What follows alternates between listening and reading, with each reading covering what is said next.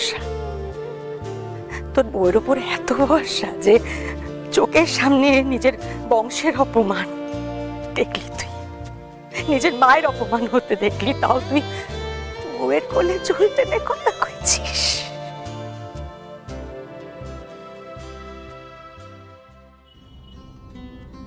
মাকে বোঝাতে চাইছিস তোর বউ কত বড়, কত ভালো, কত মহৎ।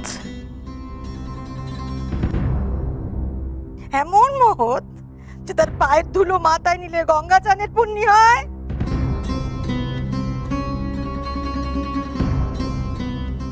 মেয়ের বাড়ি থেকে পনে মেয়ের সমান ওজনের মিথ্যে পাঠিয়েছিল। আমার বড় ছেলে সেই মিথ্যে চালে এমন আষ্টে পিষ্টে জড়িয়ে ফেলেছে নিজেকে যে কোনোদিনও বাইরে থেকে একটা লজেন খেলে তীরে মাকে জানাতো। এত বড় কথাটা সে জানাবার প্রয়োজন মনে করলো না।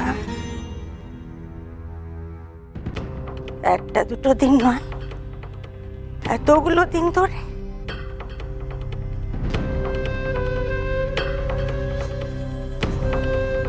তোর বউ তোকে এতটা বদলে দিল। আরে আমার ছেলে তো, আমার নিশ্চিত তো কেমন অচেনা লাগছে তোকে।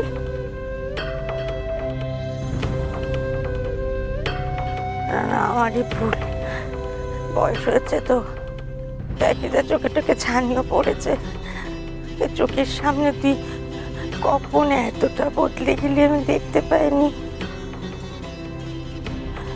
আর তোর দেবী তুল্য বউকেও তোর মতো করে আমি চিনতে পারিনি রে।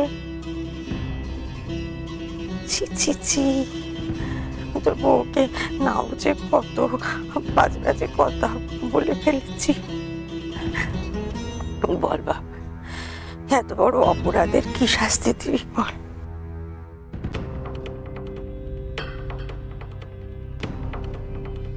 না, এত বড় অপরাধ যখন করে ফেলেছি একটা প্রতিকার তো করতেই হবে। বল না বাপ, কি করে?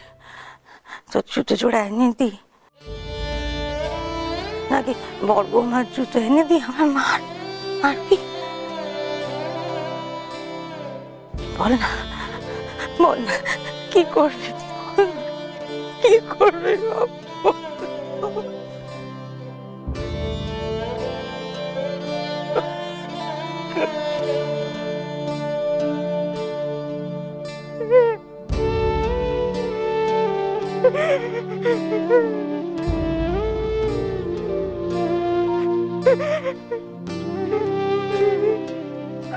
মা, মা গো, তুমি অমন ভাবে কেন বলছো মা?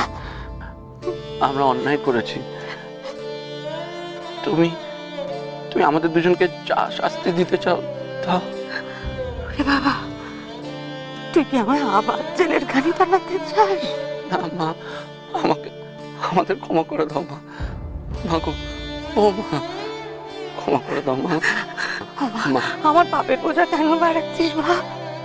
আমি তোকে ক্ষমা করা কে? তুই বাড়ির বড় ছেলে, বাড়ির কর্তা, তোর রোজগারে আমরা খাই।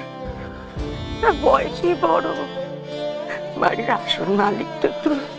বাবা, আমার ভুল হয়ে গেছে রে। বয়স হয়েছে তো, তোর বউকে জানায় তাই বলে ফেলছি। আমি ক্ষমা চেয়ে নিচ্ছি। না না না মা, না, অমন ভাবে বলো না মা। আচ্ছা আচ্ছা, কিভাবে মাপ চাইলে তুমি আমাদের ক্ষমা করবে মা? মা বলো না, কিভাবে মাপ চাইলে ক্ষমা করবে? আমার মাপ কর, আমার মাপ। বড় মা, মাফ করে দাও মা। এইভাবে আমাকে আর ছোট করবেন না। আপনারা আমাদের মাথার উপর সব সময় ছিলেন, আর সেইভাবেই থাকবেন। মা, তা বললে কি হয়? আমার ছেলে তো এখন আর ছোট্ট নেই, তার বিয়ে হয়েছে, মা ছাড়াও তার আরেকজন কাছের মানুষ হয়েছে, নতুন সম্পর্ক, ভাব, ভালোবাসা। আমি এসব অস্বীকার করি কি করে? রে, বড় বৌমার জিনিসপত্রগুলো ও না বড় বৌমা তো না, নিশিতের বাড়ির মালিক, তুমি তার বউ, তুমি হলে গিয়ে মালকিন।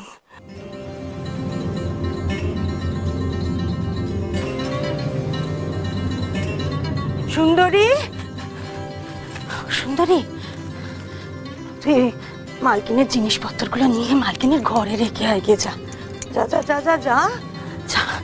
দেবল, দেবল তুই ওর দাদাকে আমেরিকা একটা ফোন কর বাবা, বল যে মার বয়স হয়েছে, ভীমরতি ধরেছিল, কি বলতে কি বলে ফেলেছে, বাড়ির মালকিন কি তাড়িয়ে দিতে বলেছিল।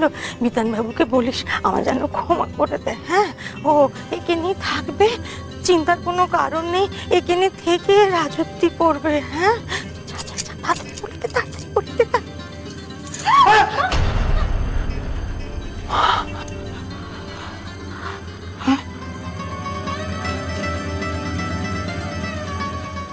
কি হলো, কি দাঁড়িয়ে রলি কেন তোরা? হ্যাঁ, তাড়াতাড়ি কর তোল এগুলো। মালিক মালকিন যদি রেগে যায়, আমাদের তাড়িয়ে দেয়, আমাদের বাটি হাতে করে সবাইকে ফুটপাতে কি দাঁড়াতে হবে।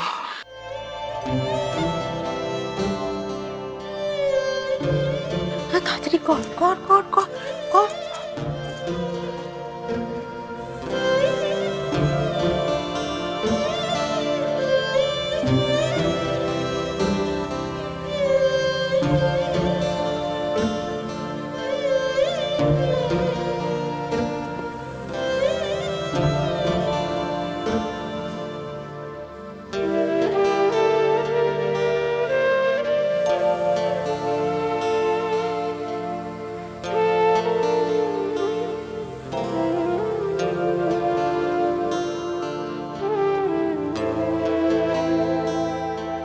কেন করলে তুমি এরকম?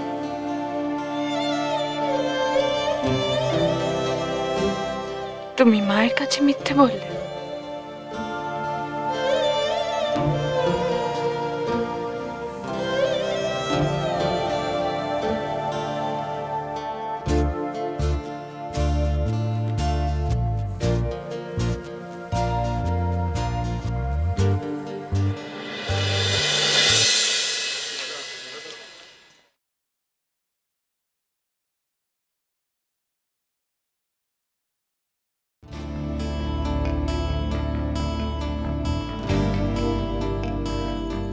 আমি কিন্তু এখনো আমার কথার কোনো উত্তর পেলাম না। এটা তুমি কেন করলে?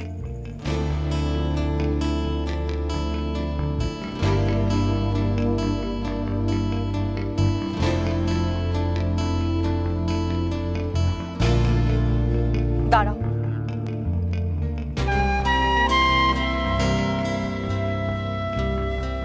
মা আমাকে বাড়ি থেকে চলে যেতে বলেছিলেন, আমি সেটা নিজের শাস্তি বলে মেনেও নিয়েছিলাম। তাহলে তুমি শুধু শুধু মাকে মিথ্যে কথা কেন বললে? তুমি বুঝলে না এটা মার কাছে কত বড় ধাক্কা? একবারও তাকিয়ে দেখেছো মার দিকে?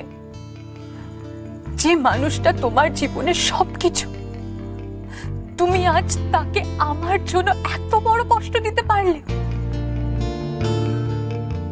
এটা আমার কাছে আরো বড় শাস্তি। মা যে শাস্তিটা দিয়েছে তার থেকে অনেক বেশি বড়। যে মানুষটার কোনো দোষই নেই, যে তোমাকে অন্ধের মতন বিশ্বাস করে, তাকে তুমি এভাবে কেন? নিশি, কেন? এছাড়া কি বা করতাম আমি? কি করতাম আমি? আর কি উপায় ছিল আমার? ওখানে চুপচাপ দাঁড়িয়ে থেকে তোমায় চলে যেতে দিতাম। আমি জানি মায়ের সাথে মিথ্যে কথা বলা হয়েছে, ঠকানো হয়েছে, কিন্তু তার সাথে আমি এটাও জানি যে তুমি মিথ্যেটা বলনি। পুরো ঘটনাটা তোমার সাজানো নয়, এটুকু বিশ্বাস আছে আমার তোমার উপর। তাহলে